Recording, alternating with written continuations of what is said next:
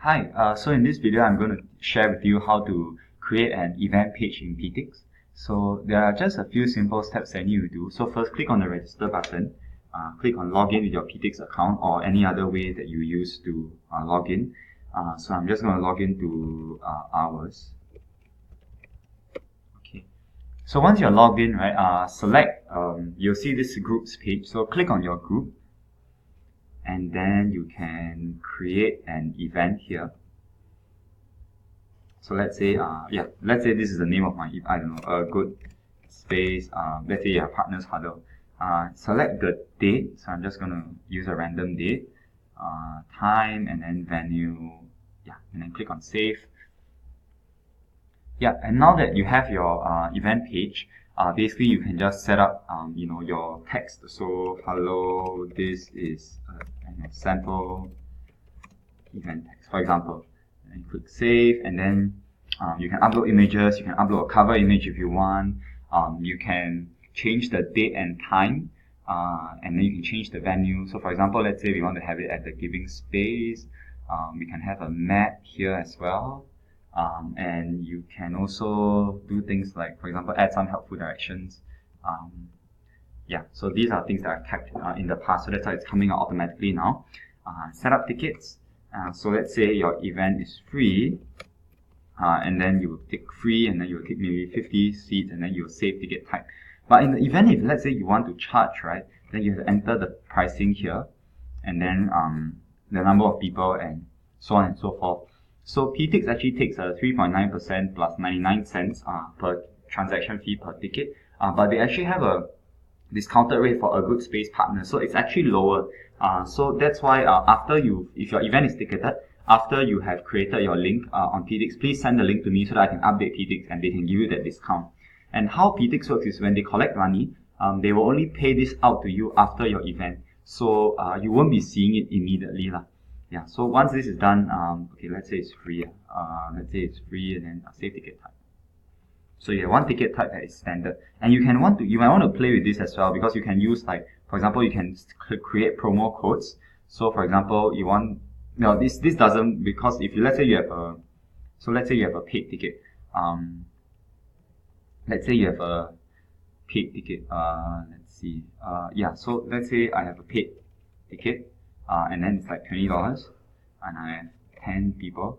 So I save ticket type, and I can create a promo code for this. So paid ticket, let's say new ticket price is 0. The code is AGS, for example, add discount code. So this can be done if let's say you want to give promo codes to people. So whenever they enter this AGS code at the checkout, they will get the ticket for $0 or $5 or however much you want the discount to be. Yeah, you can delete it anytime you want. Okay, so let's go back. So once you are comfortable with this, you can customize, go to settings, customize your event settings. So I would suggest to change this to something that's more friendly. So for example, you should be able to change it. There you go. So for example, you want to use a more friendly one, like partners, huddle, AGS. And it's much easier to spell and to share. You may want to choose this as well, whether to show attendees or not, or number of attendees. Change when your ticket sale ends. How many tickets can they buy? Payment methods. This is the important one. So as part of the requirements to being a partner, we need you guys to conduct a pre-event survey questionnaire. So we understand where the perspectives of your participants are before your event, and then later we can send them a post-event survey questionnaire to track whether or not they've learned something new or they've expanded their perspectives. So how do we set that up? So here's how you do it. So you click on set up a custom form. For your purposes, you create a new form. Okay, so click on edit, and then you will get their, let's say, sample form, for example. And you add text field, and then the text you would choose, let's say, your first name, right? And then you click required, and then you add another text field, maybe let's say email address.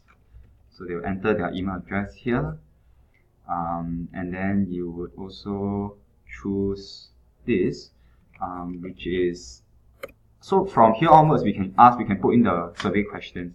So one of the first survey questions, I will share this with you, but let's say these are the 4 sample questions that we want them to fill in before they come for the event. So let's say this is the one. So you would put this. Yeah, what are your current views towards, for example, the topic is passion versus paycheck, and then you can substitute this with your topic.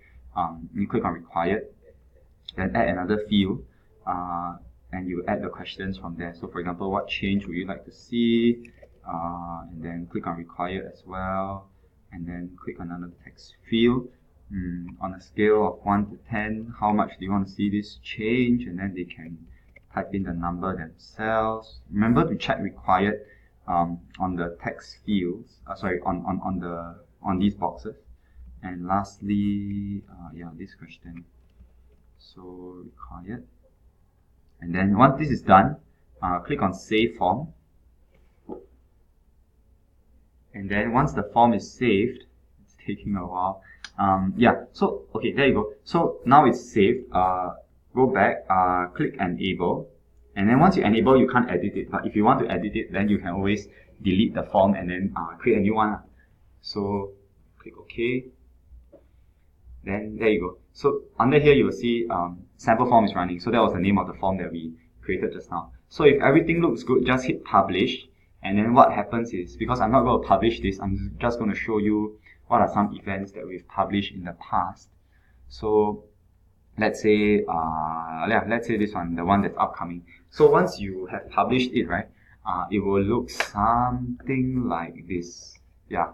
And then there you go. So you can either get your ticket or you can do whatever you want with it. But then what I need to do is I need to share this link with me so that I can, if your event is ticketed, then I can send this to Peatix and tell them to give you the discount.